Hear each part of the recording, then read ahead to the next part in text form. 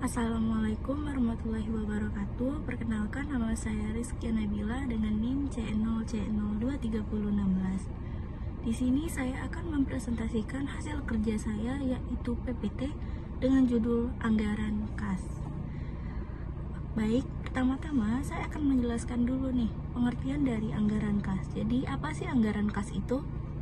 Nah, anggaran kas dapat diartikan sebagai sebuah alat yang digunakan oleh perusahaan untuk memperkirakan arus kas, di mana besarnya arus kas yang diperkirakan tersebut akan terjadi pada waktu atau periode tertentu, sehingga ada yang disebut dengan estimasi yang berlaku untuk penentuan arus kas.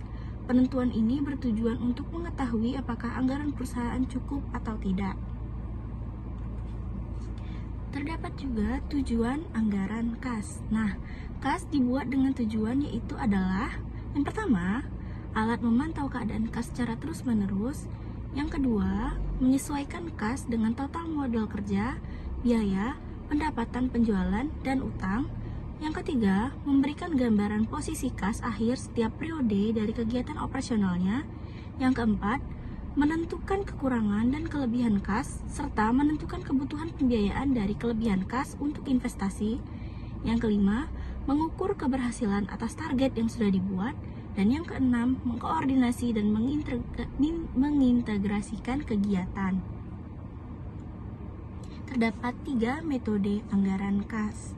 Nah, metode yang pertama adalah metode penerimaan dan pembayaran, kedua metode untung dan rugi yang disesuaikan, ketiga metode neraca. Oke, di sini saya akan menjelaskan pengertian dari masing-masing metode tersebut. Yang pertama adalah metode penerimaan dan pembayaran. Dalam metode ini, cash budget berbentuk kolom yang mempunyai 2 bagian. Bagian pertama merupakan bukti tanda terima, sedangkan bagian kedua yaitu bukti pembayaran. Adapun untuk menghitung kas dengan metode ini menggunakan rumus total penerimaan ditambah dengan saldo kas awal, kemudian dikurangi jumlah pembayaran untuk mengetahui nilai saldo akhir kas.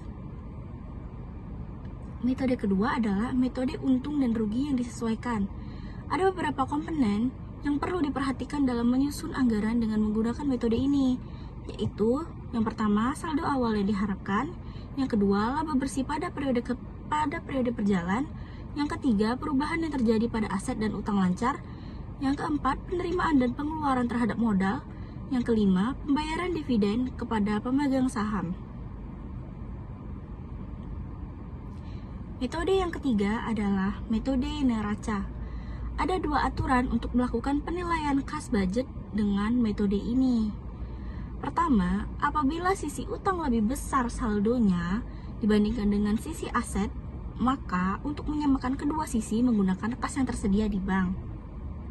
Kedua, jika saldo pada sisi aset lebih besar daripada sisi utang, maka diperlukan overdraft dengan cara melakukan perlakuan terhadap kredit dari bank ketika saldo pada rekening mempunyai nominal 0.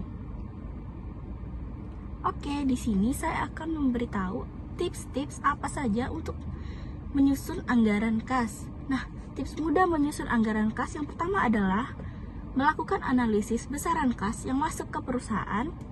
Yang kedua, memperkirakan arus keluar perusahaan. Yang ketiga, pastikan arus kas yang masuk lebih besar daripada arus keluar. Yang keempat, saldo awal bulan selanjutnya merupakan saldo akhir bulan sebelumnya. Yang kelima, carilah sumber dana lain saat arus kas berubah negatif. Dan yang keenam, menyusun anggaran kas secara konsisten.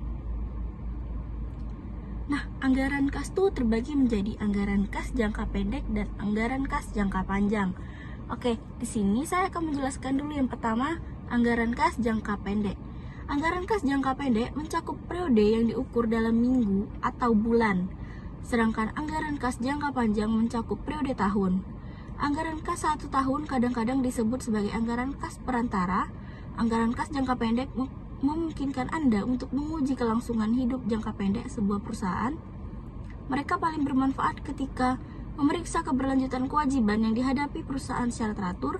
Anggaran kas pendek perusahaan dapat memverifikasi bahwa mereka mampu memenuhi tuntunan seperti gaji, tagihan, sewa, dan biaya produksi. Ini akan sering mencakup proyeksi keuangan berdasarkan penjualan dan tagihan akun. Nah, yang kedua adalah anggaran kas jangka panjang. Anggaran kas jangka panjang memberikan gambaran yang lebih baik tentang keberlangsungan hidup perusahaan. Daripada berfokus pada metrik individu seperti dalam anggaran kas jangka pendek, anggaran kas jangka panjang biasanya menggunakan penilaian tingkat makro perusahaan seperti laporan tribulanan. Anggaran kas jangka panjang adalah alat yang berguna untuk tugas-tugas yang mencakup penentuan nilai perusahaan sebagai investasi dalam membuat proyeksi bagaimana perusahaan dapat tumbuh selama beberapa tahun. Cara kerja anggaran kas. Anggaran kas adalah proyeksi dan karena itu bergantung pada proyeksi lain untuk memberikan dasar perhitungannya. Ketergantungan ini berarti bahwa keakuratan anggaran kas ditentukan oleh keakuratan informasi yang digunakan untuk membuat proyeksinya. Dengan data dasar yang lebih akurat, memungkinkan Anda untuk lebih akurat memproyeksi kinerja selama periode waktu yang ditetapkan. Baik, sekian presentasi dari saya. Bila ada salah kata ataupun kelebihan kata, saya mohon maaf. Wassalamualaikum warahmatullahi wabarakatuh.